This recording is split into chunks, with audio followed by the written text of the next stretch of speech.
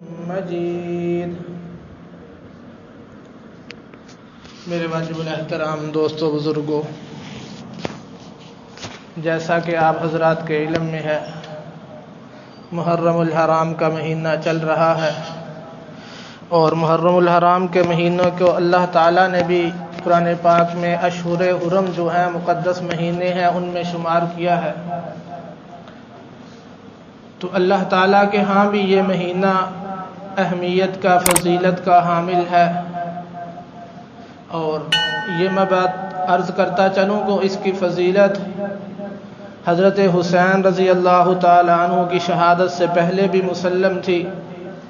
مطلب یہ کہ آپ رضی اللہ تعالیٰ عنہ کی شہادت تو 61 ہجری میں ہوتی ہے، اور نبی اکرم صلی اللہ علیہ وآلہ وسلم ہمیں اس کی فضیلت 10 محرم کے حوالے سے 60 سال 50 سال پہلے بتا رہے ہیں۔ تو اس سے یہ ثابت ہوتا ہے کہ آپ رضی اللہ تعالیٰ عنہ کی وجہ سے اس کو فضیلت نہیں ملی، بلکہ اللہ تعالیٰ نے پہلے ہی اس کو فضیلت والے مہینوں میں شمار کیا ہے۔ 10 محرم کی فضیلت پہلے سے ثابت ہے،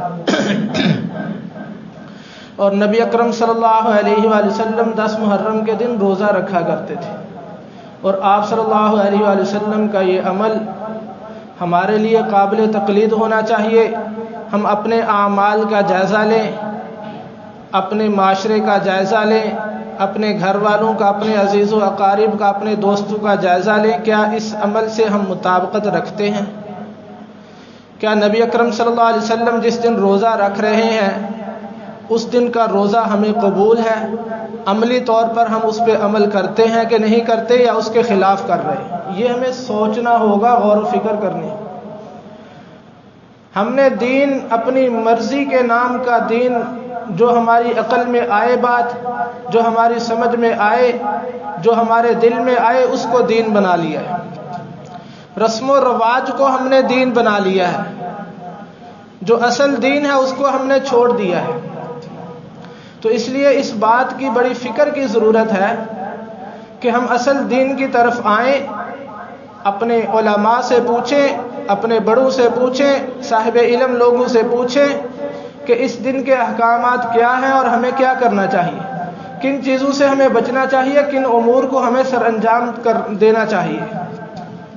تو میرے بھائیو، دوستو، بزرگوں، جو میں نے آیت مبارکہ پڑھی ہے، انما یرید اللہ لیذھب عنکم الرجس اہل البیت ویطہرکم تطہیرا، اس آیت مبارکہ میں جہاں پر اللہ تعالیٰ نے دیگر صحابہ اکرام رضوان اللہ تعالی علیہم اجمعین کی شان اور ان کا جنتی ہونا اور ان کا پاکیزہ ہونا اور ان کا متقی ہونا بیان کیا ہے، اس آیت مبارکہ میں اللہ تعالیٰ نے ایک لفظ استعمال کیا ہے، اہل البیت ویطہرکم تطہیرا۔ آج کی گفتگو میں آپ کو میں یہ بتانا چاہتا ہوں کہ اہل بیت کسے کہتے ہیں، اہل البیت سے کون لوگ مراد ہیں، اہل بیت کی کیا فضیلت ہے، اہل بیت اور صحابہ اکرام میں کیا فرق ہے، کیا صحابہ سے اہل بیت افضل ہیں، یہ بتانا چاہتا ہوں۔ تو میرے بھائیو، دوستو، بزرگوں، اللہ تعالیٰ نے انما یرید اللہ لیذھب عنکم الرجس، اس آیت مبارکہ میں یہ فرمایا ہے کہ اہل بیت کو، میں آپ کے گھر والوں کو ہر طرح کی برائی سے، ہر طرح کے رجس سے، ہر طرح کی برائی سے پاک کر دینا چاہتا ہوں۔ لیذھب عنکم الرجس اہل البیت ویطہرکم تطہیرا۔ تو مفسرین نے اس آیت کے اندر، یہ چونکہ سورۃ احزاب کی آیت نمبر 33 ہے، اس سے پہلے ازواج مطہرات کا ذکر چل رہا ہے، اس سے آگے بھی ازواج مطہرات کا ذکر ہے، اس سے پہلے بھی ازواج مطہرات کا ذکر ہے، اور آپ لوگ اردو سے واقف ہیں۔ ہم جب گھر والوں کا نام لیتے ہیں، میں کہتا ہوں میرے گھر والے، یا آپ کہتے ہیں ہمارے گھر والے، تو اس وقت سب سے پہلے گھر والوں میں ہماری اہلیہ شامل ہوتی ہے، بیوی شامل ہوتی ہے، زوجہ شامل ہوتی ہے۔ تو یہ بات اچھی طرح ذہن نشین کر لینی چاہیے کہ اہل بیت کے مصداق میں سب سے اولین مصداق جو ہیں وہ اہل بیت میں ازواج مطہرات رضی اللہ تعالی عنہم ہیں، اور اس کے بعد پھر آپ صلی اللہ علیہ وآلہ وسلم کی اولاد، اولاد میں آپ صلی اللہ علیہ وسلم کی بیٹیاں بھی ہیں، آپ صلی اللہ علیہ وسلم کے نواسے بھی ہیں، اور آپ صلی اللہ علیہ وآلہ وسلم کے داماد کو بھی بعض لوگوں نے اس آیت میں شامل کیا ہے۔ اب اسی اہل بیت کے مصداق پر نبی اکرم صلی اللہ علیہ وسلم کی ایک مشہور حدیث مسلم شریف کے اندر موجود ہے، صحیح حدیث ہے، بہقی کے اندر بھی ہے، مستدرک للحاکم کے اندر بھی ہے، دیگر احادیث کی کتابوں میں بڑی مشہور حدیث۔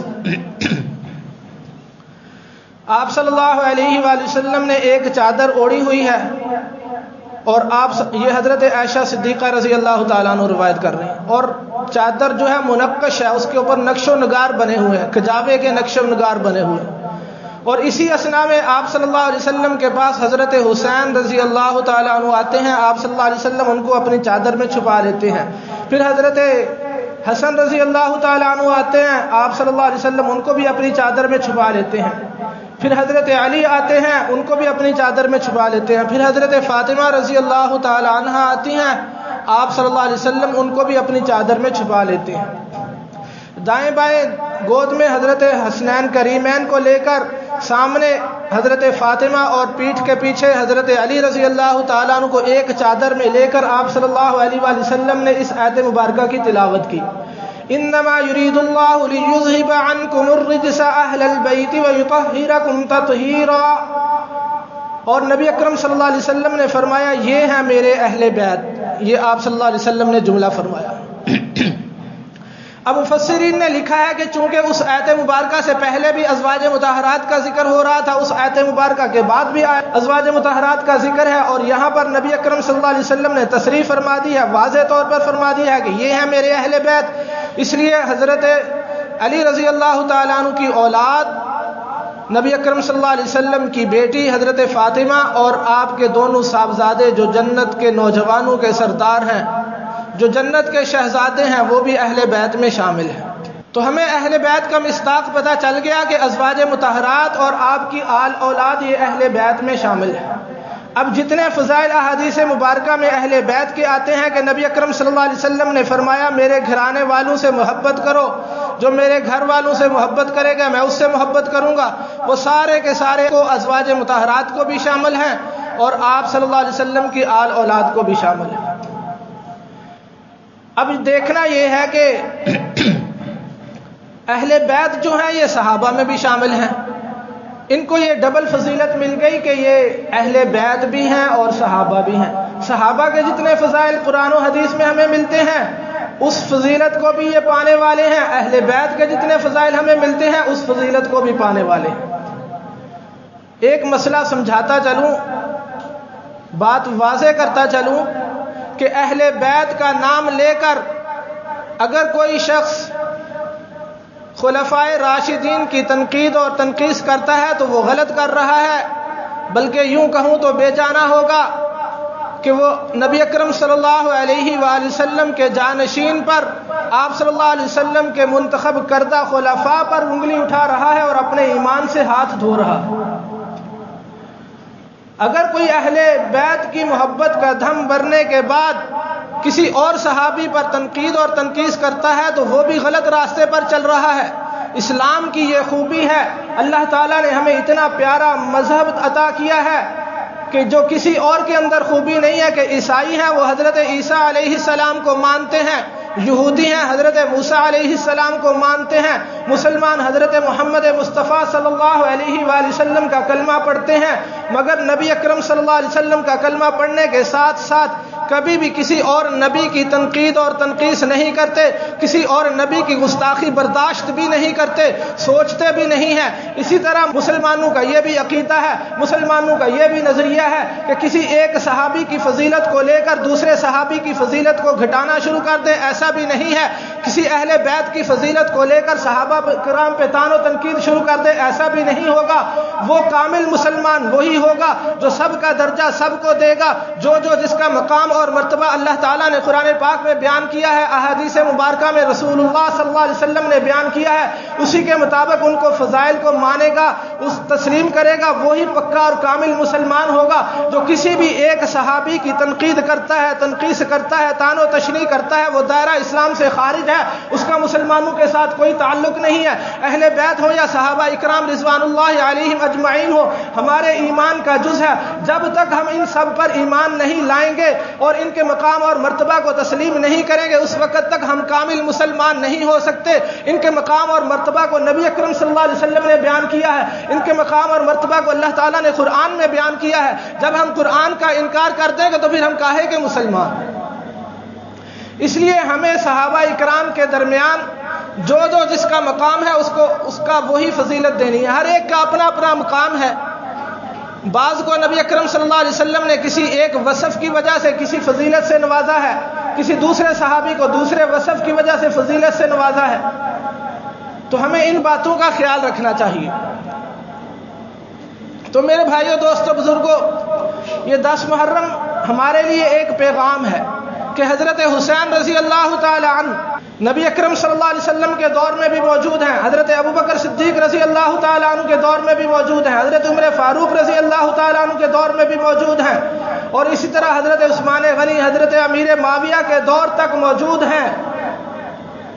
لیکن وہ کسی نے فارسی میں کیا خوب کہا، شاہ است حسین بادشاہ است حسین، دی است حسین دین پناہ است حسین، سرداد نہ داد دست یزید، سرداد نہ داد دست یزید، کہ حضرت حسین رضی اللہ تعالیٰ عنہ نے جہاں دیکھا کہ یہ باطل ہے، یہ اس قابل نہیں ہے کہ ان کو تخت پر بٹھایا جائے، یہ اس قابل نہیں ہے کہ امت کی رہبری اور رہنمائی کرنے کے لیے ان کو امیر چنا جائے، ان کو خلافت کی سیٹ سونپی جائے، حضرت حسین رضی اللہ تعالیٰ عنہ نے وہاں پر باطل کا ساتھ دینے سے انکار کر دیا۔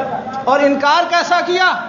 شاید اللہ تعالیٰ نے یہ جو آیت مبارکہ انہی کے لیے اتاری، ان الذین قالوا ربنا اللہ ثم استقاموا تتنزل علیہم الملائکہ، کہ وہ لوگ جو اللہ کو اپنا رب کہتے ہیں، ان الذین قالوا ربنا اللہ ثم استقاموا، پھر اس پر ڈٹ جاتے ہیں، اس پر آنچ نہیں آنے دیتے اور اس پر قابض ہو جاتے ہیں، اس پر ڈٹ جاتے ہیں، اس سے پیچھے نہیں ہٹتے، اس پر قدم جما لیتے ہیں، ثم استقاموا تتنزل علیہم الملائکہ، پھر اللہ تعالیٰ فرشتوں کو نازل کرتے ہیں، اللہ تخافوا ولا تحزنوا وابشروا بالجنۃ التي كنتم توعدون۔ فرشتے کیا کہتے ہیں؟ اللہ تخافوا ولا تحزنوا، اب تمہارے لیے کوئی خوف اور غم نہیں ہے، اللہ تخافوا ولا تحزنوا وابشروا، اور تمہارے لیے خوشخبری ہے جنت کی۔ اور ہر دور میں حق والے موجود رہے ہیں۔ جوڑ لگاتا چلوں، آپ کو بتاتا چلوں، ہمارے اکابرین میں مولانا سید حسین احمد مدنی رحمۃ اللہ علیہ کا واقعہ بڑا مشہور ہے۔ جب انہوں نے انگریز کے خلاف فتویٰ جاری کیا کہ انگریز کی فوج میں بھرتی ہونا حرام ہے، جب تحریک پاکستان چل رہی تھی اس وقت کی بات ہے، تو کراچی کے اندر خالد دینا حال، وہاں پر انگریز جج بیٹھا ہوا ہے، حضرت حسین احمد مدنی رحمۃ اللہ علیہ سامنے پیش ہوئے۔ انگریز جج نے کہا کہ اے حسین احمد، آپ نے فتویٰ دیا ہے کہ انگریز کی فوج کے اندر بھرتی ہونا حرام ہے۔ حسین احمد مدنی رحمۃ اللہ علیہ کہنے لگے، فتویٰ دیا ہے کیا ہوتا ہے؟ میں تو اب بھی فتویٰ دیتا ہوں، اور جب تک میرے جسم میں جان ہے اس وقت تک فتویٰ دیتا رہوں گا کہ انگریز کی فوج میں بھرتی ہونا حرام ہے۔ یہ تھے حضرت حسین رضی اللہ تعالیٰ عنہ کے نقش قدم پر چلنے والے، ان کو ماننے والے۔ اور پھر جج نے کہا کہ آپ کو پتہ ہے اس کی سزا کیا ہے، اس جرم کی سزا کیا ہے؟ حسین احمد مدنی رحمۃ اللہ علیہ نے کہا کہ ہاں مجھے پتہ ہے کہ اس کی سزا موت ہے، اور جب میں دیوبند سے چلا تھا تو میں یہ کفن لہرا کر، انہوں نے کہا کہ میں ساتھ لایا تھا۔ یہ تھے حضرت حسین رضی اللہ تعالیٰ عنہ کے نقش قدم پر چلنے والے۔ تو حضرت حسین رضی اللہ تعالیٰ عنہ کی شہادت اور ان کے موقف سے ہمیں یہ سبق ملتا ہے کہ باطل کا کبھی بھی ساتھ نہ دینا، باطل کے مقابلے میں جب آپ کو یقین ہو جائے، ادراک ہو جائے، سوجھ بوجھ ہو جائے، اس وقت ڈٹ جانا کہ ہم حق پر ہیں، حق بات کو نہ چھوڑنا، بڑی سے بڑی قربانی دینی پڑے دے دینا۔ اپنے بچوں کو کٹوا دیا مگر دین کی خاطر انہوں نے بڑی سے بڑی قربانی دے دی، آنچ نہیں آنے دی۔ تو میرے بھائیو، دوستو، بزرگوں، یہ دین کی جو نعمت ہے، ہمیں اسلام کی جو نعمت ہے، یہ سب سے بلند و بالا اور سب سے قیمتی نعمت ہے۔ سید عطا اللہ شاہ بخاری رحمۃ اللہ علیہ فرمایا کرتے تھے کہ دنیا میں سب سے قیمتی جو نعمت اللہ تعالیٰ نے ہمیں عطا کی ہے وہ دین اسلام کی. اپنی جان سے بھی زیادہ، اپنی عزت سے بھی زیادہ، اپنے مال سے بھی زیادہ.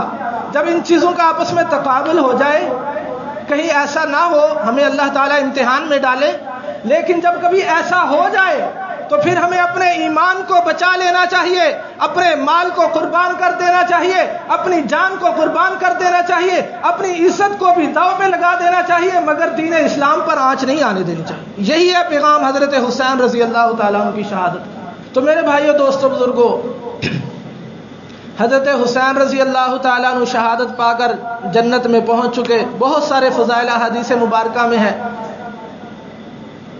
آپ صلی اللہ علیہ وسلم نے فرمایا الحسن والحسین سیدہ شباب اہل الجنہ، جنت کے نوجوانوں کے سردار ہیں. اب اس میں بھی ہمارے لیے سبق ہے کہ آپ صلی اللہ علیہ وسلم نے ان کو جنت کی سرداری کی خوشخبری عطا کر دی، مہر لگا دی. نبی اکرم صلی اللہ علیہ وسلم نے جو فرما دیا وہ حق ہے، سچ ہے، اس کے اندر تبدیلی ناممکن ہے، ہو ہی نہیں سکتا کہ آپ صلی اللہ علیہ وسلم کی زبان مبارک سے جو الفاظ نکلے ہو وہ غلط ثابت ہو جائے، ایسا ہو ہی نہیں سکتا. آپ صلی اللہ علیہ وسلم نے ان کو جنتی ہونے کا ٹائٹل ہی نہیں دیا، جنت کے نوجوانوں کے سردار ہونے کا بتا دیا. لیکن اس کے باوجود حضرت حسین رضی اللہ تعالیٰ عنہ نے زندگی بھر نماز نہیں چھوڑی. ہمارے لیے یہ پیغام ہے. اس کے باوجود حضرت حسین رضی اللہ تعالیٰ عنہ اپنے نیک اعمال نہیں چھوڑے. اس کے باوجود حضرت حسین رضی اللہ تعالیٰ عنہ نے تلواروں کے سائے میں نماز پڑھ کے ہمیں بتا دیا کہ اگر کبھی کسی کو معافی ہوتی، کسی کو نماز کی چھوٹ ہوتی تو یہاں ہوتی. ہم ہیں چھوٹے چھوٹے بہانے تراشتے ہیں. کسی کو نماز کا کہا جائے جی میرے کپڑے ٹھیک نہیں ہیں، میں ناپاک ہوں، دکان کھلی ہے، گاہک آ رہے ہیں، طرح طرح کے بہانے ہوتے ہیں ہمارے. ہمیں سوچنا چاہیے ہم کس کے ساتھ کھڑے ہیں اپنے عمل سے. کیا ہم یزیدی لشکر کی پیروی تو نہیں کر رہے؟ ہم حسینی ہیں یا یزیدی ہیں؟ ہمیں سوچنا چاہیے. تو میرے بھائیوں، دوستوں، بزرگوں، اللہ رب العزت نے ہمیں یہ رہبر اور رہنما دے کر ہماری رہنمائی فرمائی ہے کہ ان کے نقش قدم پر چلو گے تو کامیاب ہو جاؤ گے. اور آج ہم نے ابھی جو جنازہ پڑھا ہے، قبر کے حوالے سے اور جنازے کے حوالے سے چند گزارشات عرض کرتا چلوں، وہ بھی ضروری ہے. اس دنیا کے اندر جو بھی آیا ہے اس نے ایک نہ ایک دن جانا ہے. یہ اللہ تعالیٰ کا نظام ہے، اور یہ ایسا نظام ہے کہ اس کے اندر اللہ تعالیٰ نے ایسی ایسی حکمتیں چھپا رکھی ہیں کہ ہم جب اس کے اندر غور و فکر کریں، ہمیں پتہ چل جائے تو ہم اللہ تعالیٰ کا شکر ادا کریں کہ اللہ تعالیٰ نے یہ موت کا نظام رکھا ہے. اگر موت ہی نہ ہوتی تو ہمارا نظام ہی دھرم برم ہو جاتا. یہ اللہ تعالیٰ کا شکر ادا کرنا چاہیے کہ اللہ تعالیٰ نے ایک نظام اپنی ترتیب کے مطابق بنایا ہے. اور پھر اس بارے میں ہمیں یہ جان لینا چاہیے کہ جو دنیا کے اندر آیا ہے اس نے جانا تو ہے، لیکن آنے کی ترتیب ہے، جانے کی کوئی ترتیب نہیں ہے. آنے کی ترتیب تو یہ ہے کہ پہلے دادا آئے گا، پھر بیٹا آئے گا، پھر پوتا آئے گا. جانے کی کوئی ترتیب نہیں ہے. ابھی دادا جان بیٹھے ہوئے ہیں، والد بیٹھا ہوا ہے، پوتا پہلے جا رہا ہے، بیٹا پہلے جا رہا ہے. غرض کسی کو اپنی موت کا پتہ نہیں ہے کب آ جائے. عقل مند انسان وہ ہے جو مرنے سے پہلے پہلے موت کی تیاری کر لے. اللہ تعالیٰ اس بچی کو والدین کی مغفرت کا ذریعہ، والدین کے درجات کی بلندی کا ذریعہ، والدین کے جنت کے اندر داخلے کا ذریعہ بنائے. نبی اکرم صلی اللہ علیہ وآلہ وسلم نے فرمایا، جب کسی شخص سے، بخاری شریف کی یہ حدیث ہے، جب کسی شخص سے اللہ تعالیٰ اس کے پیارے کو لے لیتے ہیں، اپنے پاس بلا لیتے ہیں، موت دے دیتے ہیں، وہ اجر کی نیت سے، ثواب کی نیت سے اس پر صبر کرتا ہے، تو اللہ تعالیٰ کے پیارے نبی صلی اللہ علیہ وسلم نے فرمایا میرے پاس اس کے لیے جنت کے سوا اور کوئی بدلہ نہیں ہے. تو میرے بھائیوں، دوستوں، بزرگوں، اس موقع پر بھی ہم صبر کر کے اللہ تعالیٰ سے اجر لے سکتے ہیں. اللہ تعالیٰ پسماندگان کو، چودھری صاحب کو، ان کے بیٹوں کو اللہ تعالیٰ صبر کی توفیق عطا فرمائے اور بچی کو ذریعہ آخرت بنائے. جنازہ کے حوالہ سے ہمیں ایک مسئلہ جو میں بتانا ضروری سمجھتا ہوں وہ یہ ہے کہ نماز جنازہ کے اندر جو فرض چیزیں ہیں وہ دو ہیں. اچھی طرح مسئلہ سمجھ لیں. بہت سارے احباب ہیں جن کو اس مسئلے کا نہیں پتہ، اگر پوچھا جائے تو ابھی شاید کوئی دو چار ہی بتا سکے. جنازہ کے اندر جو چیزیں فرض ہیں، ضروری ہیں، وہ یہ ہے کہ ایک تو قیام کا ہونا. باقی شرائط تو ہیں کہ پاکی ہو، وضو ہو، جو نماز کی شرائط ہیں وہی ہیں. لیکن جنازہ کے اندر کی بات کر رہا ہوں۔ ایک تو قیام کا ہونا، دوسرا 4 تکبیریں کہنا۔ یہ مقتدی پر بھی فرض ہے، ضروری ہے، امام پر بھی فرض ہے، ضروری ہے۔